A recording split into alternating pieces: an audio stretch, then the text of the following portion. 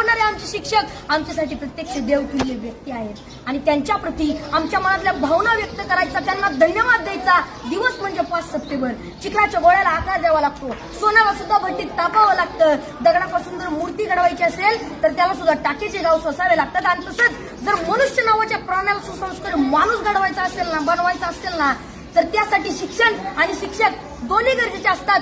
तेव्हा सुसंस्कारी माणूस तयार होतो. जगावर राज्य करणारा इंग्लंड हा देश आहे आणि या देशाच्या सांस्कृतिक परंपरेने त्यांच्या देशातील शिक्षकांना राष्ट्रपतींइतका सन्मान आणि दर्जा दिला जातो आणि म्हणून तर ते जगावरती राज्य करतात. ज्याला क्रिकेटचा देव मानलं जातं तो मास्टर ब्लास्टर सचिन तेंडुलकर. त्याला प्रसार माध्यमांनी प्रश्न केला की तुम्हाला एवढी बक्षीस मिळाली, तेवढे पुरस्कार मिळाले, तर त्यातलं तुमच्या आवडीचं बक्षीस कोणतं?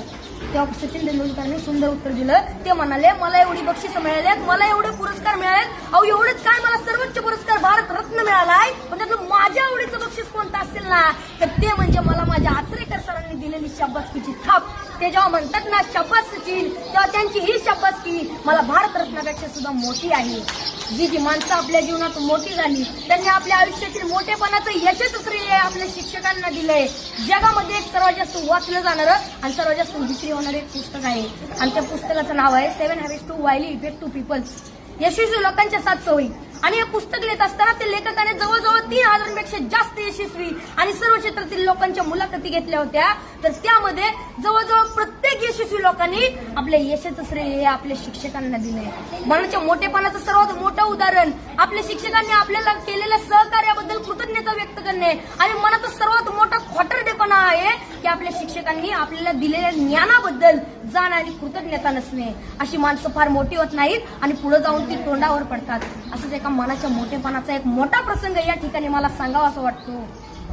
एकदा डॉक्टर बाबासाहेब आंबेडकर इंग्लंडवरून भारतात येत होते. ही बातमी त्यांच्या कार्यकर्त्यांना, त्यांच्या आयोजकांना समजली. त्यांचे कार्यकर्ते बाबासाहेबांच्या विमानाची वाट बघत विमानतळावरती थांबले. बाबासाहेबांचं विमान 2-3 तास लेट होणार होतं, पण तरी सुद्धा त्यांचे कार्यकर्ते त्यांच्या स्वागतासाठी त्यांची विमानतळावर 2-3 तास वाट बघत थांबले आणि 2-3 तासानं बाबासाहेबांचं विमान विमानतळावरती लँड झालं. बाबासाहेब खाली उतरले. बाबासाहेबांचे सर्व कार्यकर्ते बाबासाहेबांच्या दिशेने पळत सुटले. ढोल ताशे वाजू लागले. बाबासाहेबांच्या घोषणांनी आकाश दुमदुमून गेलं. बाबासाहेब आप आगे बढ़ो, हम तुम्हारे साथ है. बाबासाहेबांचा विजय असो अशा घोषणा देत होते. कोण बाबासाहेबांच्या पायात पडत होतं तर कोण त्यांना हार घालत होतं. बाबासाहेबांची नजर समोर गेली तर समोर बसलेला एक म्हातारा माणूस मात्र बाबासाहेबांचा हा कौतुक सोहळा अतिशय प्रेमाने पाहत होता. बाबासाहेबांनी गर्दी बाजूला सारली आणि तडकन त्या म्हाताऱ्या माणसाकडे गेले आणि आपलं डोकं त्या म्हाताऱ्या माणसाच्या पायावर ठेवलं. त्या क्षणी सर्व लोक आश्चर्यचकित झाले.